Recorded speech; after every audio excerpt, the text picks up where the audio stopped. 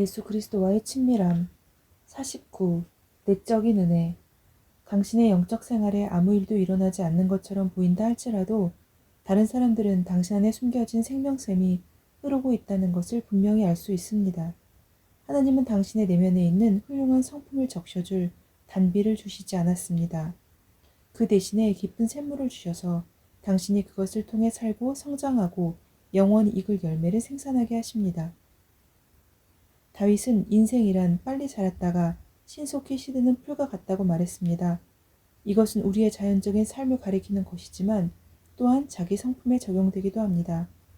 자기는 영적인 삶의 아침에는, 즉 당신이 이러한 삶을 막 시작했을 때는 매우 강합니다.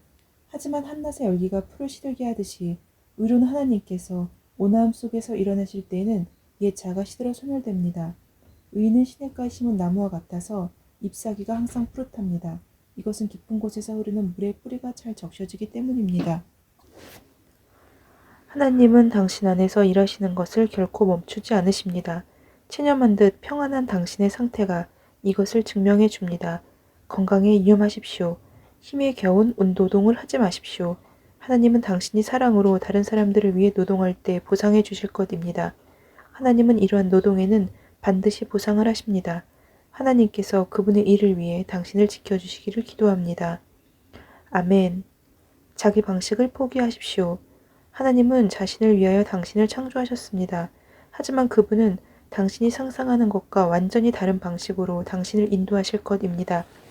그분은 당신의 자기애를 멸하기 위하여 그렇게 하십니다. 이것은 당신의 목적과 선입견과 자연적인 이성과 인본적인 지혜가 완전히 무너져 내릴 때 완성됩니다. 자기애는 여러 가지 방식들로 숨어 있습니다. 그래서 오직 하나님만이 그 모든 것들을 찾아내실 수 있습니다. 당신은 인간으로부터 오는 영예를 추구합니다. 그리고 중요한 지위를 차지하고 싶어 합니다. 하나님은 당신을 어린아이의 수준으로 낮추기를 원하십니다. 그분은 당신이 오직 그분만을 의지하기를 원하십니다. 사람들이 여러 책에서 말하는 것을 읽음으로 혹은 인간의 이성을 통해서는 은혜 안에서 자라갈 수 없습니다. 당신은 오직 하나님께서 당신 안에 쏟아 부어주시는 것을 통해 성장할 수 있을 뿐입니다. 내 말을 믿으십시오. 이러한 부어주심은 당신이 자기를 비우는 정도에 비례하여 당신 안에 채워질 것입니다.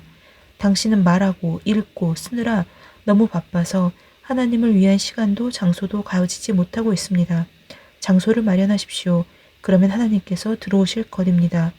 당신은 많은 염려들에 대해 이야기합니다. 당신이 자신을 온전히 하나님께 드린다면 이러한 염려들은 사라질 것입니다.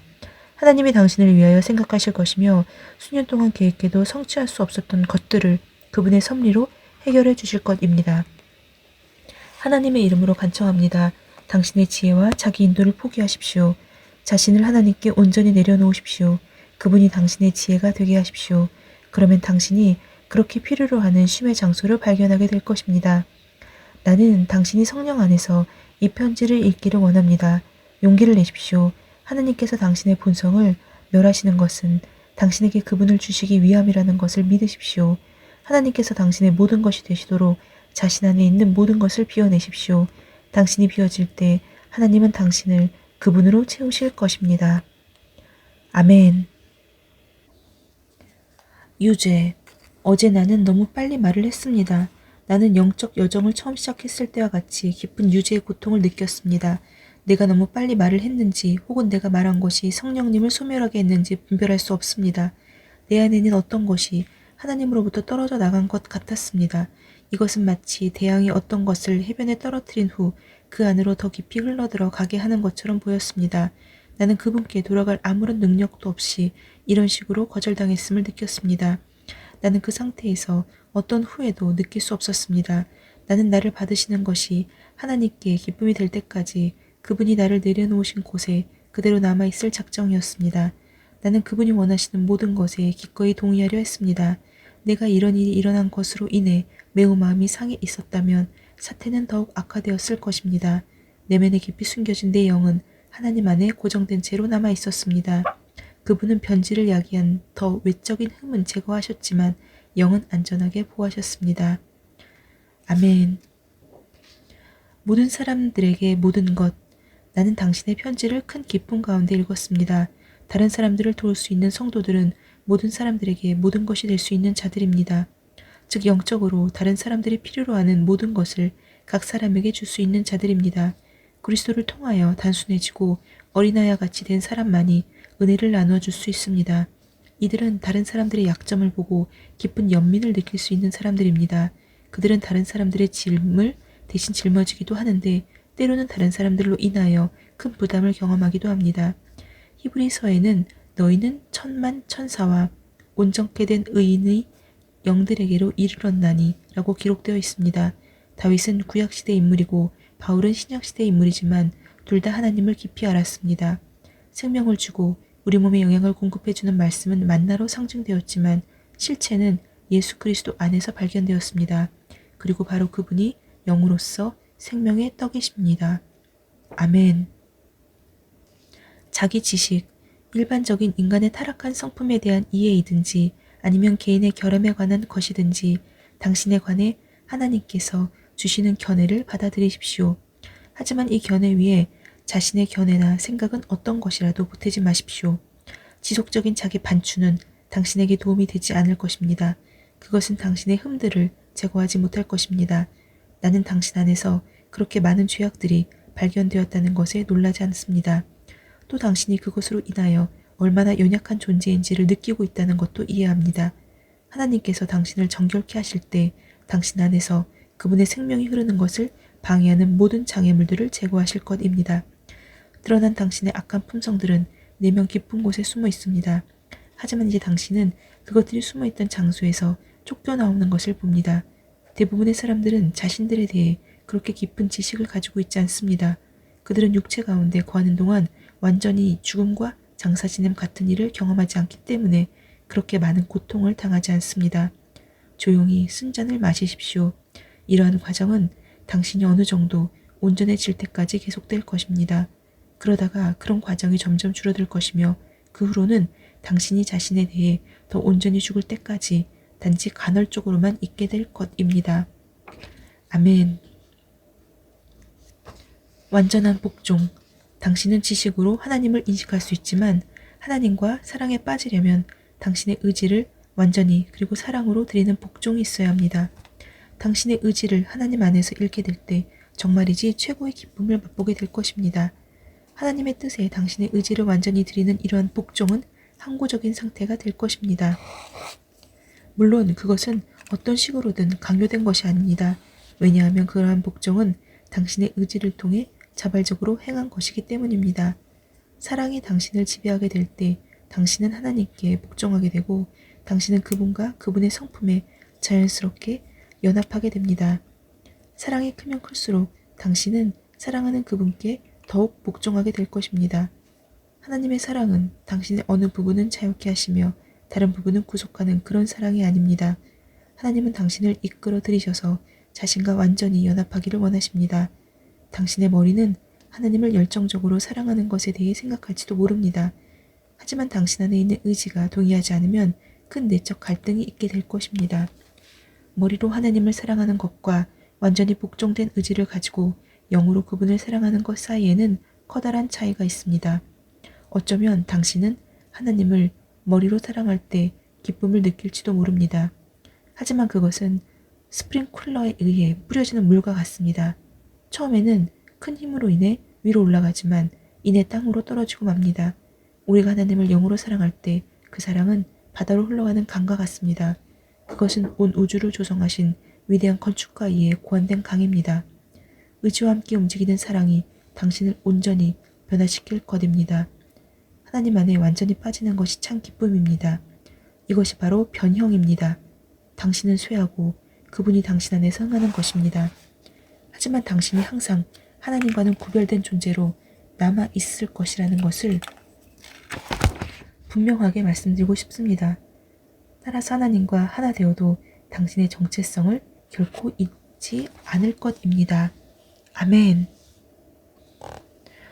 오늘 말씀 중에 가장 좋았던 구절들은 몇 가지가 있는데 우리가 너무 바쁘다는 핑계로 하나님을 위한 시간도 장소도 가지지 못하고 있는 경우가 있는데 장소를 마련해야 한다는 것입니다.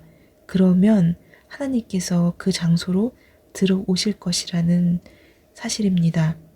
그리고 하나님이 우리의 지혜가 되게 하라고 말씀하십니다.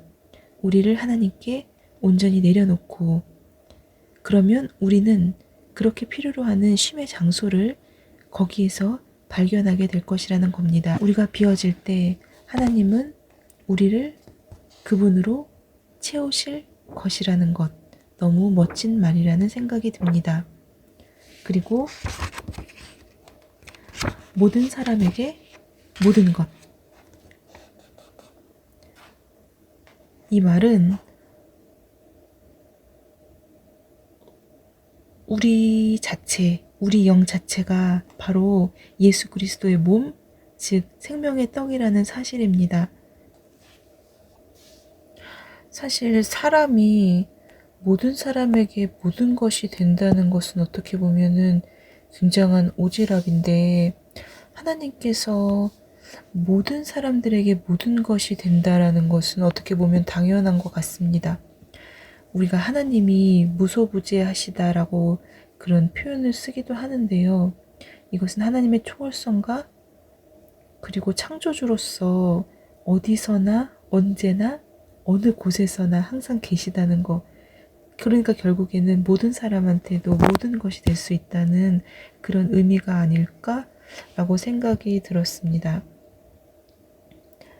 모든 창조물, 저희를 통하여 하나님께서는 지속적으로 존재하고 계시고 또 어떤 상황에서는 그분을 드러내기도 하시고 또 어떤 상황에서는 당신의 존재함을 결코 드러내시지 않으시는 분이라는 생각이 듭니다. 시공을 초월하고 공간을 초월하는 그런 분이시고 또 반면에 3차원, 4차원의 공간에서도 하나님께서는 순간이동도 하실 수 있는 그런 분이십니다. 이런 모든 것들이 하나님을 제한하기엔 너무 광대하고 이런 것들을 모두 초월하시는 분, 천지를 만드신 그 하나님을 저희가 믿는 것입니다. 모든 사람들에게 모든 것은 바로 그분이 영으로서 우리의 생명이 떡이 되신다는 그 사실의 의미를 우리가 받아들여야 되겠고요. 그리고 마지막에 읽었던 완전한 복종이라는 것. 우리는 결국 하나님과 사랑에 빠지려면 그에게 온전히 복종해야 된다는 것입니다. 그것은 사랑이 우리를 지배할 때 우리는 하나님께 복종하게 되고 우리는 하나님과 하나님의 성품에 자연스럽게 연합하게 되고 그 사랑이 크면 클수록 우리는 더욱더 하나님께 복종하게 될 것이라는 그 사실입니다.